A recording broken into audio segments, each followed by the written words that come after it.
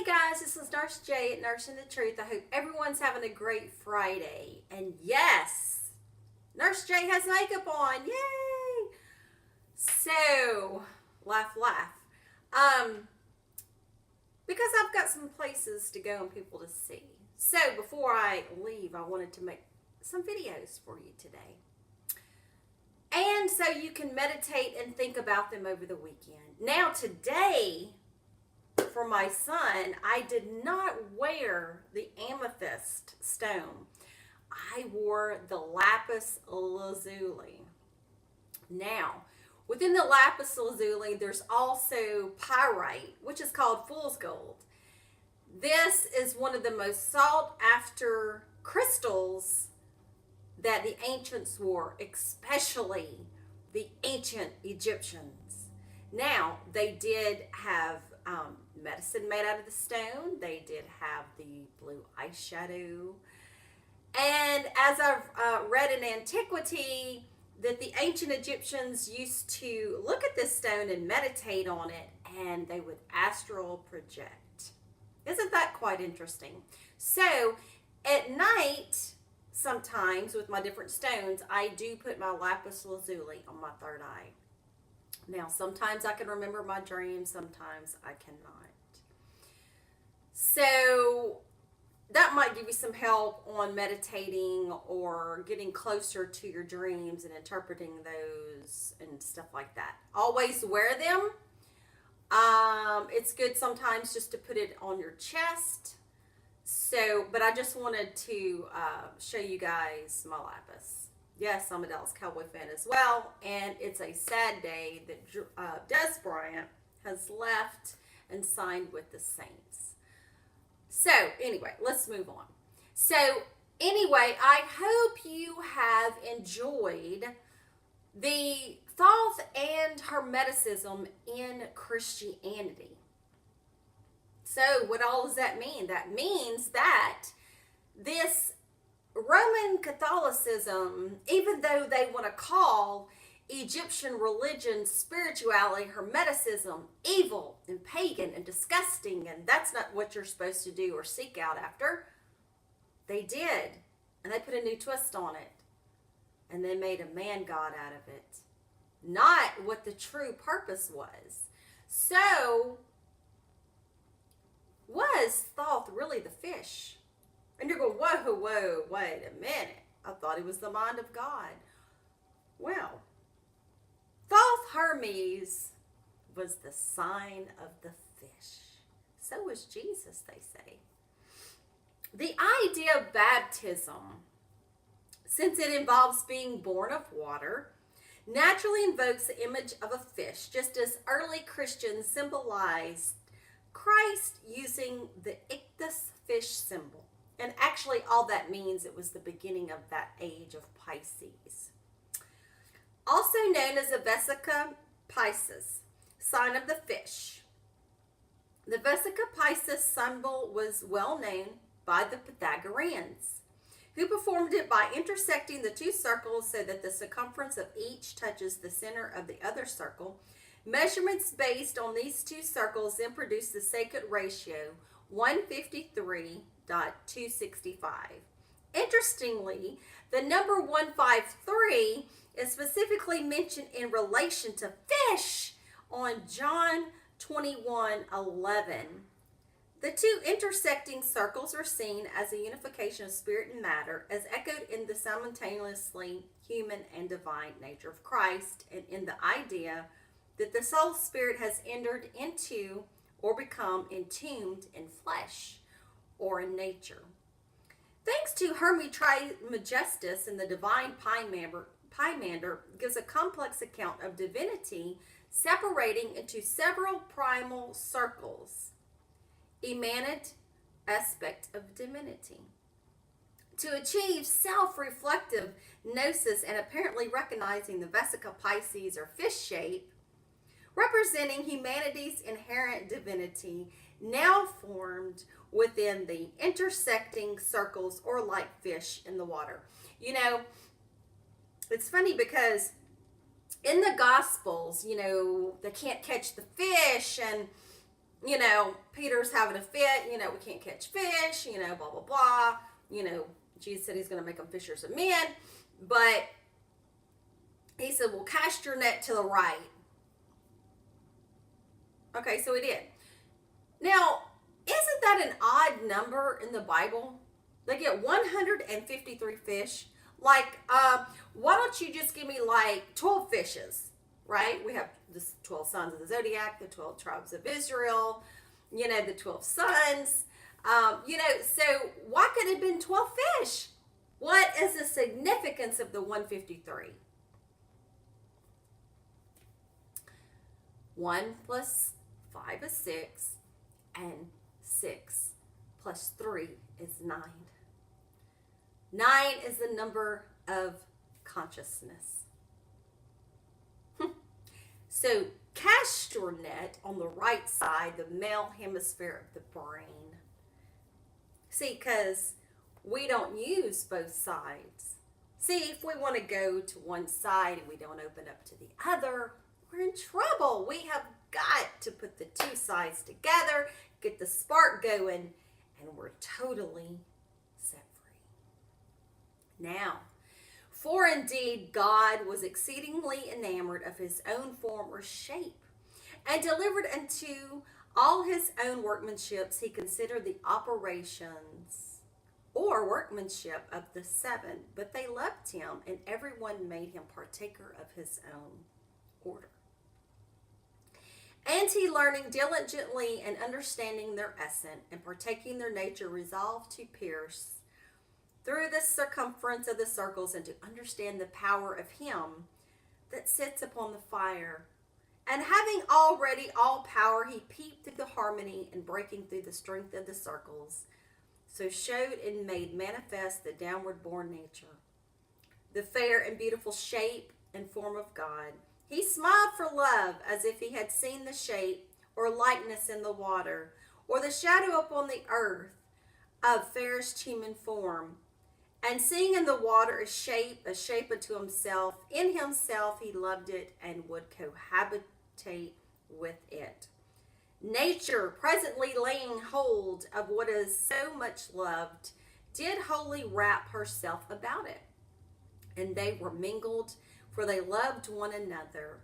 And from this caused man, above all things that live upon earth, is double, mortal because of his body, and immortal because of the substantial man. For being immortal and having power of all things, he yet suffers mortal things, and such as are subject to fate or destiny. In the Nag Hammadi scriptures, you need to read the Pista Sophia, the Gospel of the Egyptians. But really, all the books in the Nag Hammadi is great. The Gospel of Thomas, the Gospel of Philip. A lot of this verbiage out of these Gnostic texts are in the Bible. And that's what is funny, as I told you, the early church fathers like Tertullian, Porphyry, Umbilicus, and things like that, they knew Gnosticism. Ignatius, Irenaeus, they knew this stuff. So why would it be surprising? So let's think about rethinking early Christianity. Though the doctor says, the way traditional Christianity, that is, Christianity is modified and promoted by the Roman Church from the time of Irenaeus, now he was an early church father, around 180 CE, has been presented, would lead us to think that the process of its development was one of progressive enlargement and deepening of theology. This view begins with the simple life and maxims of Jesus as recorded in the canonical Gospels, and then expands into the theological musings of Paul, to be advanced by the ante-Nicene fathers, and to blossom into the fully developed theology of Augustine. However, the discovery that Paul's letters or the earliest canonical writings began to destabilize this picture within scholarly circles. Pauline theology emerges as if suddenly as a complex and profound edifice of theological speculation. Some years later, up to a century later, according to some liberal scholars, Gospels of Jesus' life emerge, and there is no evidence, none, that Paul knew of any such Gospels. Indeed, many scholars have conclusively determined that he could not possibly have been aware of them, nor could he have relied upon some much touted oral biography of Jesus, which is clearly wishful thinking on the part of certain Orthodox scholars. What is strange here is that Christianity, far from blossoming from simple sayings and traditions into a complex and profound theology system, appears to be evolving backwards, devolving. First, the sophisticated theology, then the simple wise teachings of the master, of a few details of his life, and so on and so forth. Of course, the written gospel did develop, but was this a matter of progress or a case of acute romanticizing, where the profound theological musings of Paul gave way to romantic fictions about Jesus, replete with dazzling miracles to entertain the pious, ignorant masses? Now, many liberal scholars are nowadays leaning towards the latter outlook. With the discovery of the non-commodity gospels in the 20th century, the traditional picture is falling apart. Every indication is that at the earliest stage, Christianity was a profound, complex, metaphysical system. However, with the passage of time and votes by the unenlightened bishops as to what the truth should be, and the intervention of politics in particular, Christianity collapsed into the system of blind faith and mythology and unquestioning appeal to human authority. Belief in a sacramental magic and superstitions involving such things as virginity, rubbing crucifixes, and worrying about what to eat. Fish. So much for the Vesica Pisces. So, Hermeticism, as previously discussed, provides another dimension to our understanding of the rise or fall of Christianity. Like its counterpart, Gnosticism, Hermeticism reflects an advanced stage in the late Hellenistic thought. But like Gnosticism, Hermeticism was not to survive except as a secret underground movement.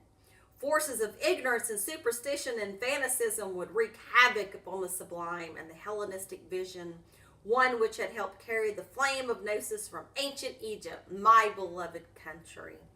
Perhaps, like Icarus, who flew too near the sun, the Hellenistic vision had become too profound, too complex, and in humanity's desire to reach up and touch the divine and to express the inexpressible, perhaps humanity flew too near the sun and came crashing down.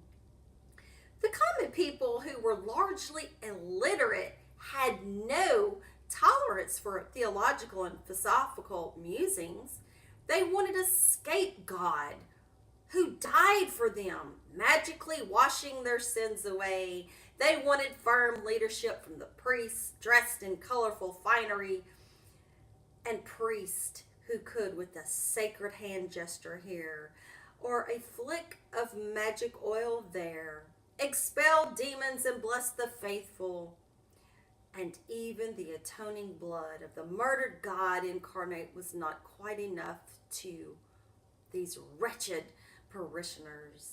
Perhaps most of all, the common people wanted assurance of a prime location of the Elysian fields. They were not particularly interested in knowing God and touching the face of the divine. It is a little wonder then that the Christian world descended into a mirror of crass superstition. Its citizens barely held in check for total anarchy, even by the threat of eternal torment. And thus, my true seekers, the Dark Ages began 1,000 years in which the manifestation of the divine human spirit, the most ecstatic heights of philosophy and knowledge, were eclipsed, and 1,000 years in which all noble individuals who tried to relight the flame of ancient Egypt were similarly tortured and executed at the stake, but in darkness, in secret.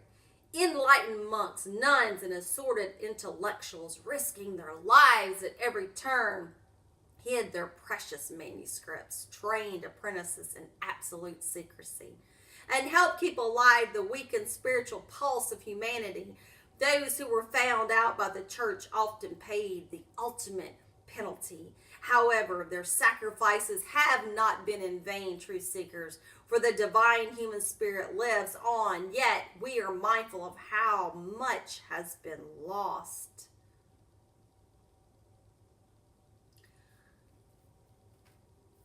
So, this is part 4. And we've learned a lot in my series of Thoth and Hermeticism and Christianity. And the poor people that suffered for the true knowledge, not this allegorical mythos, lies. You can have a story, and the truth can be in the story. It's just on your interpretation. Now, we know Apollonius of Tyana is your true Paul of Tarsus. They knew this wandering sage, and he was a Gnostic. He was of the Essene Nazarene Therapeuti, and he traveled all the way to India. And he set up so many churches in Asia Minor between Corinth, Galatia, Colossus, and Ephesus. And he healed people. He fought with the wild beast as Paul did in the scriptures. He was jailed, but he got free. He had scribes named Demas. And there's a scribe of Paul, Demas, in the scriptures, I believe his name was. So, this Apollonius of Tyana, Apollo, Paul, which means the sun god, he knew what the true meaning of all this was. And he was going around saying the letter kills, that the spirit quicketh. O Galatians, who has bewitched you, in Galatians 3:1. So if you go to Galatians 3:1 to 3:3, I believe, BibleHub.com, put that in, okay, and go line by line and word for word on that. It talks about the spiritual Christ in you that was crucified. Not a man on the cross. Are you kidding me? Apollonius of Tyana taught that we have these two egos that are fighting. The higher self, the lower self, the God self, the Satan, the adversary. They're duking it out.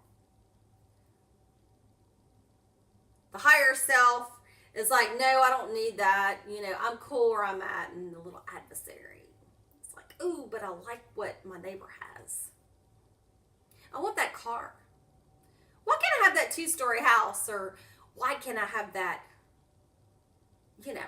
nice looking figure, right? Crucify your lower self. That's what he was talking about. So I hope you have enjoyed my series. Like, share, and subscribe. And hit the notification button. Have a wonderful, wonderful Friday. Go and get you some stones. Meditate with them. Put them on your third eye. Put them in your pocket. Carry them with you. Go get you some candles. Light them up. Say your rituals. Call on your gods. And have a great day. I am going to have a wonderful series coming up. You will not want to miss this because we're going to break God Thoth down even more. Hotep and Ashe, and we'll see you later, guys.